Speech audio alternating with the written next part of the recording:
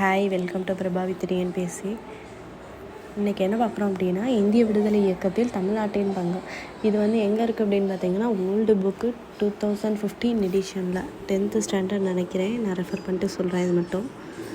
அதில் பாருங்கள், இதில் வந்து சில தலைவர்கள் பற்றி கொடுத்துருப்பாங்க. சென்னை மகாஜன சபையில் சில பாயிண்ட்ஸ் வந்து இங்கே கிடச்சிருக்கோம்.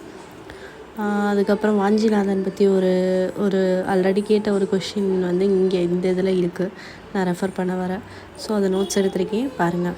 வேலூர் கழகம், அது உங்களுக்கு தெரியும். 1806 ஜூலை 10 திப்புவின் கொடியை ஏற்றியிருப்பாங்க. அதாவது திப்புவோட 2வது மகன் வதே ஹைதரை மன்னராக பிரகடனப்படுத்தியிருப்பாங்க. ஓகேவா?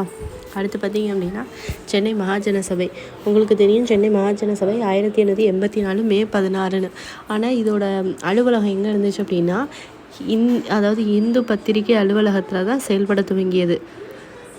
அப்புறம் ஒரு 10 இயர்ஸ்க்கு அப்புறம் 1895 எல்ஜிஎன் பிரபு இருக்கார்ல, அவர் வந்து ஒரு டைம் வந்து சென்னை பயணம் மேற்கொண்டிருப்பார். அப்போ வந்து இந்த சென்னை மகாஜன சபை வந்து வரவேற்பு வழங்கியிருக்கோம், அது வேணாம் அப்படின்னு சொல்லி மறுத்திருப்பார்.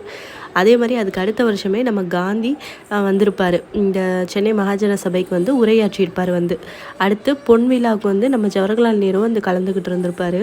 அப்புறம் வந்து இந்த சென்னை மகாஜன சபை ஐஎன்சியோடையும் இணைந்து செயல்பட்டது எப்போலேருந்து அப்படின்னா 1920 அது மாதிரி 1930 ஏப்ரல் 22 அந்த டைமில் என்ன நடந்திருக்கும், சட்ட மறுப்பு இயக்கம், அதாவது உப்பு சத்தியாகிரகம் நடந்திருக்குமா.